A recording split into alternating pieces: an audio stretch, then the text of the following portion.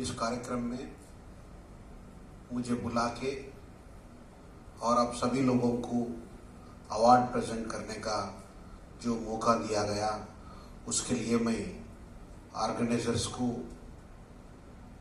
शुक्रिया अदा करता हूँ।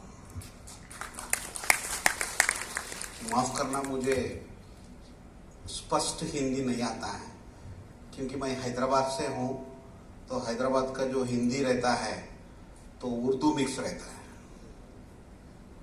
तो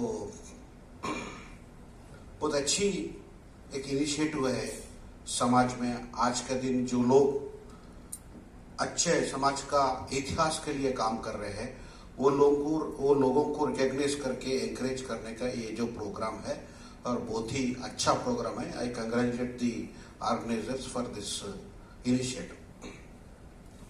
आज आप India is celebrating 75 years of independence. आजादी का अमृत महोत्सव हो रहा है। तो इस अवसर पर देश में बहुत सारे डिस्कशंस, बहुत सारे सब्जेक्ट्स के ऊपर हो रहा है। क्या देश का विकास पिछले 75 साल में, क्या साइंस एंड टेक्नोलॉजी में क्या डेवलपमेंट अपन हासिल करे, डिफेंस सेक्टर में क्या हुआ है, इंफ्रास्ट्रक्चर में क्या हुआ है, हेल्थ सेक्टर में, एजुकेशन सेक्टर में, ऐसा कई सेक्टर्स में बहुत सारे रिव्यू हो रहा है कि अपन क्या हासिल करे हैं और क्या हासिल करना है। अगर रिजल्ट्स उतना ठीक से नहीं है तो उसका रीजंस क्या है, इसके ऊपर देश में बहुत सारे डिस्कशन, सेमिनार, रिव्यूज हो रहे हैं। उसी तरह इंडिविजुअल्स का भी रिव्यू हो रहा है, क्योंकि ये तो इंडिया का जो सोशल सिस्टम है, most complicated social system than any part of the world. कि कितने कम्युनिटीज है, कितने कास्ट है, रिलीजन है, तो इंडिविजुअल्स का भी क्या ग्रोथ हुआ है, क्या पॉपुलेशन में कितना परसेंटेज लोगों को एजुकेशन मिला है, और कितने लोगों को रोजगार मिल रहा है, और कितने लोगों को हेल्थ सेक्टर में बेनिफिट हो रहा है। ऐसा बहुत सारे चीजों पर ये हो रहा है।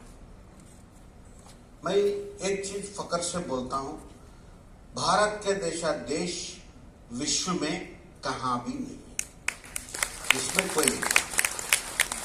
क्योंकि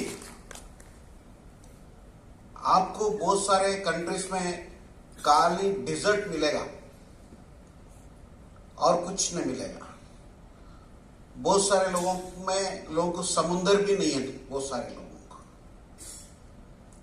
और डिफरेंट ये है एटमॉस्फेयर्स, ये भी दुनिया में कहीं भी नहीं है। आप कश्मीर जाओ, आपको बहुत ठंडी मिलता है, वही राजस्थान जाओ, आपको डिजर्ट मिलता है। एक ही दिन में एक आदमी पूरा को एक्सपीरियंस कर सकता है इस देश में। तो उतने नेचुरल रिसोर्सेस इस वर्ल्ड में कौन सा कंट्री में भी नहीं है। दूसरी बात, जो लोगों का ज्ञान है, तो द मोस्ट इंटेलिजेंट पर्सनालिटीज इस विश्व में कोई है तो इंडियंस ही है। क्योंकि वर्ल्ड में हर एक देश में खाली एक ही लैंग्वेज बात करते हैं, मगर इंडिया में इन एन एवरेज कोई अनएजुकेटेड पर्सन भी 2 लैंग्वेजेस तो बात करता है। So that is the intellectual capacity of the India. लेकिन जो इंडिया के जो सोशल एंड पॉलिटिकल सिस्टम जो बना हुआ है, उससे अपना देश का विकास जितना जोर से होना था और जितना फास्ट से होना था और जितना तेजी से विश्व गुरु बनना था, लेकिन अपन नहीं बन सके। ये आपको ध्यान रखना चाहिए। और जितने भी आप लोग जितने क्षेत्र में काम कर रहे हैं, बहुत बढ़िया काम कर रहे हैं, क्योंकि देश में काली भाई अगर अकेला अमीर बन गया तो देश अमीर बनता क्या? अगर मैं अकेला एजुकेटेड बना हूं तो देश एजुकेट होता क्या? हर एक चीज, हर एक सिटीजन ये एक ख्याल लगाना चाहिए कि मैं अकेला संपन्न होने से देश संपन्न नहीं होता है। हर एक चीज, हर एक लोगों को मिलने का लिए अपन पूरा प्रयास करने का जरूरत है, तभी ये देश विश्व गुरु बन सकता है। तो मेरा रिक्वेस्ट, मैं बहुत सारे काम करता हूं। मेरा हिस्ट्री तो, मेरा पिताजी एक मेसन का काम करते थे, मेरे माताजी घरों में काम करते थे। देखो, आप सब लोगों को बच्चे हैं और आज के तारीख में जिन लोगों के लिए पैसे है, बहुत प्रॉपर्टीज है, उनके बच्चे पढ़े लिखने में बहुत पीछे हो गए। मगर जो अपने घरों में काम करते हैं उनके बच्चे में कमिटमेंट ज्यादा है, लेकिन उनको फीस पे करने का पैसा नहीं है, स्कूल में जमा जाने का पैसा नहीं। अपन अपने आंखों से देखते रहते हैं। अगर आपके जो सराउंडिंग्स में जो भी लोगों को जरूरत है, अगर आप कर सके तो मेरा जैसा आदमी बन सकता है। क्योंकि मेरे को जो सपोर्ट किया है, जो मेरे माँ घरों में काम करती थी, उनके घरों पे मैं भी जाता था, तो वो लोग मेरे को देख के, अरे बच्चा अच्छा है तो इसको ये ऐसा पढ़ाओ वैसा पढ़ाओ बोल के मेरा माता पिता को वो लोगों ने मार्गदर्शन किया है। इसलिए मैं आज इस समाज में हूं। तो मेरा निवेदन आप सभी लोगों का एक ही है कि अपने सराउंडिंग्स में, कोई देश बदलने के लिए आप पूरा देश फिरने का जरूरत नहीं है। विद इन द जुरिडिक्शन, अपने घर में के अंदर, अपने कॉलोनी के अंदर, क्योंकि अगर कोई ग्रीनरी करना है, पूरा देश मत करो, खाली आपके कॉलोनी में ग्रीनरी करो। और किसी को मदद करना चाहिए और कहीं दुनिया मत फिरो, खाली आपके सराउंडिंग्स में जो कर सकते हैं, आपका कैपेसिटी जितना ये कर सकते हैं वो कर लिए तो बहुत अच्छा होता है। क्योंकि देश संपन्न बनना है, देश विश्व गुरु बनना है, तो और कोई बाहर से आदमी नहीं आएगा। अपना जिम्मेदारी है कि इस देश को हम एक अच्छा विश्व गुरु बनने का। और एक बात, ये जो लोगों के, मैं मेरे बच्चों को मैं एक ही बोलता हूं, आप कुछ बनने का जरूरत नहीं है भाई। मेरा रिक्वेस्ट है कि एक अच्छा सिटीजन बनो बस।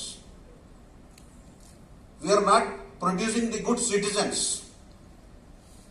क्योंकि अगर बच्चे अगर गलत रास्ते पे गए, कोई गंजाई पी रहा है और वो कोई ट्रैफिक, तो इंडिया में तो क्या, इंडियन का साइकोलॉजी अगर आप देखें तो ट्रैफिक के ऊपर अपन समझ सकते हैं। ट्रैफिक सिग्नल रहता है, वो सिग्नल किसके लिए लगाया है? अपने लिए लगा है। लेकिन अपन खुद फॉलो, देखो बच्ची बोल रही है, अपन खुद फॉलो नहीं होते। एक रेलवे का गेट आता है, वो गेट खोलने से पहले रास्ता इस तरफ का उस तरफ का पूरा हम फिलअप कर देते।